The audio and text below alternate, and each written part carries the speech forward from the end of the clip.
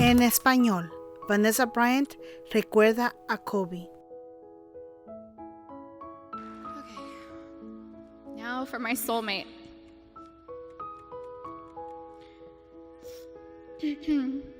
Kobe was known as a fierce competitor on the basketball court. The greatest of all time, a writer, an Oscar winner, and the Black Mamba.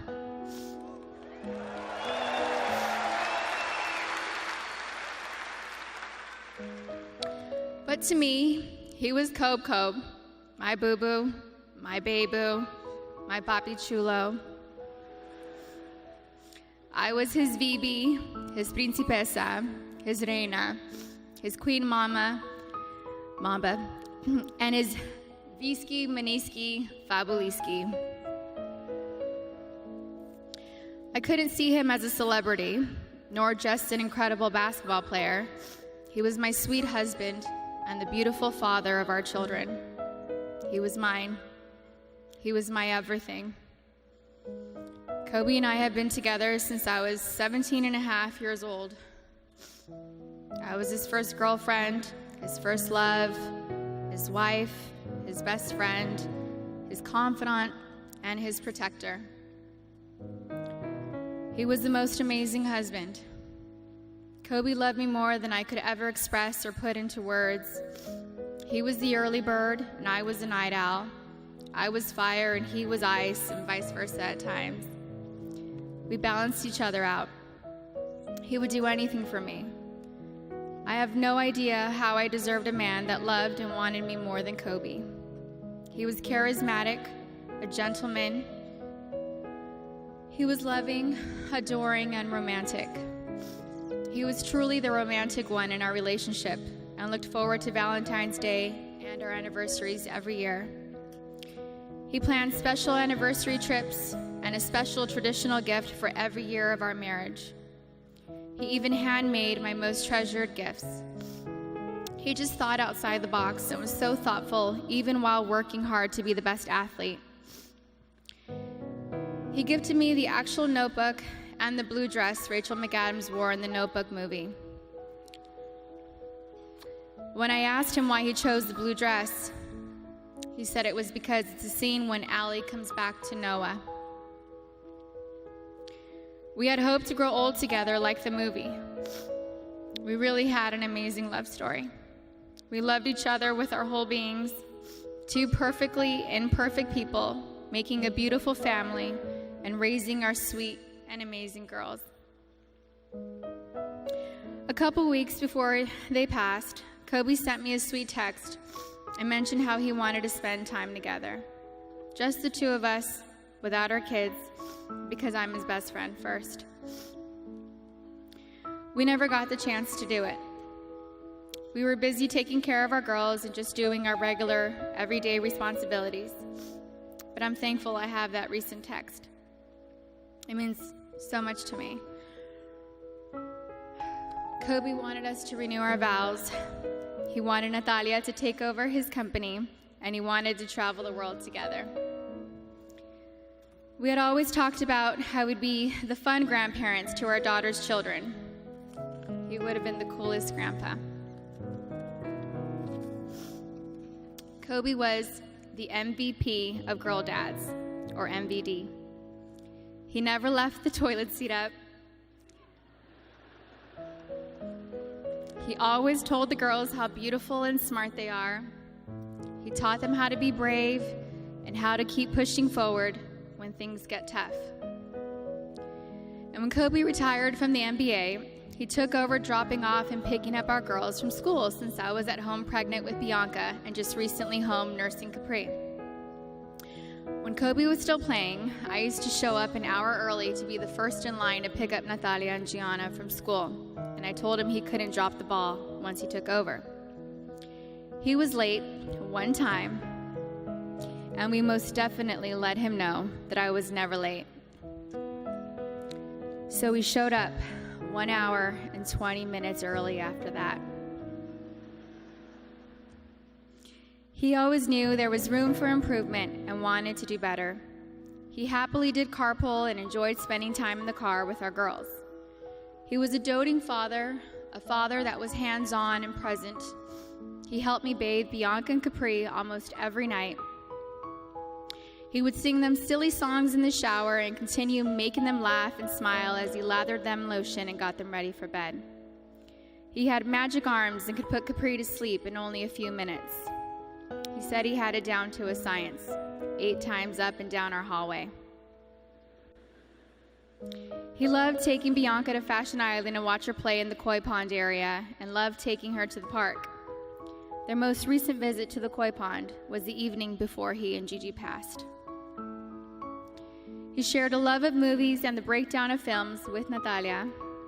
He enjoyed renting out theaters and taking Natalia to watch the newest Star Wars movie or Harry Potter films. And they would have movie marathons, and he enjoyed every second of it. He loved your typical tearjerkers too. He liked watching Stepmom, Steel Magnolias, and Little Women. He had a tender heart.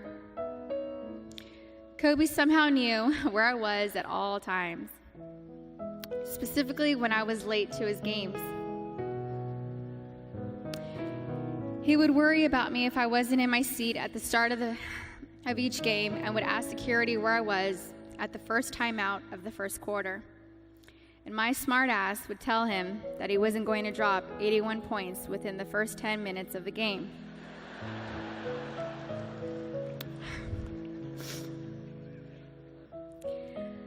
I think anyone with kids understands that sometimes we can't make it out the door on time. And eventually he was used to my tardiness and balled out.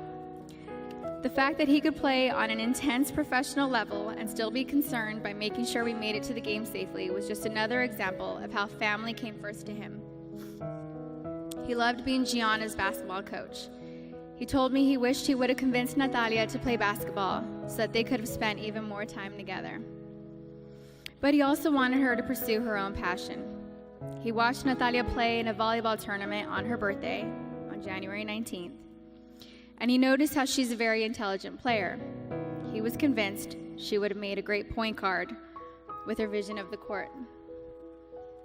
And he told me that he wanted Bianca and Capri to take up basketball when they get older so he could spend just as much time with them as he did with Gigi. And Kobe always told Bianca and Capri that they were going to grow up and play basketball and mix their ass up.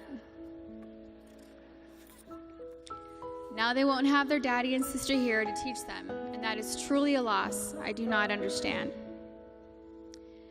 But I'm so thankful Kobe heard Coco say, "Dada." He isn't going to be here to drop Bianca and Capri off at pre-K or kindergarten. He isn't going to be here to tell me to get a grip V when we have to leave the kindergarten classroom, or show up to our daughter's doctor's visits for my own moral support. He isn't going to be able to walk our girls down the aisle or spin me around on the dance floor while singing PYT to me. But I want my daughters to know and remember the amazing person, husband, and father he was. The kind of man that wanted to teach the future generations to be better and keep them from making his own mistakes. He always liked working and doing projects to improve kids' lives. He taught us all valuable lessons about life and sports through his NBA career, his books, his show Detail, and his Punies podcast series. And we're so thankful he left those lessons and stories behind for us. He was thoughtful and wrote the best love letters and cards. And Gigi had his wonderful ability to express her feelings into paper and make you feel her love through her words. She was thoughtful like him. They were so easy to love. Everyone naturally gravitated towards them. They were funny, happy, silly, and they loved life. They were so full of joy and adventure.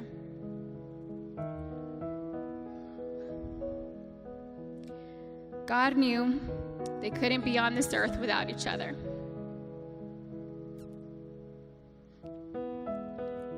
He had to bring them home to heaven together.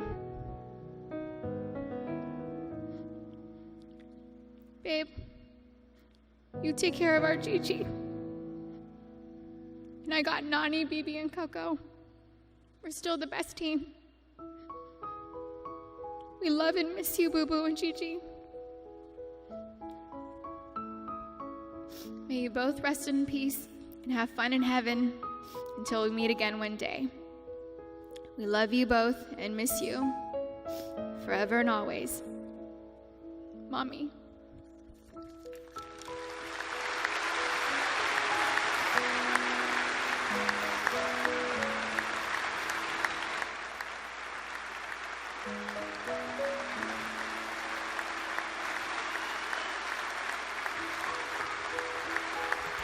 No te pierdas las desgarradoras palabras que Vanessa le dedicó a su bebé, Gianna.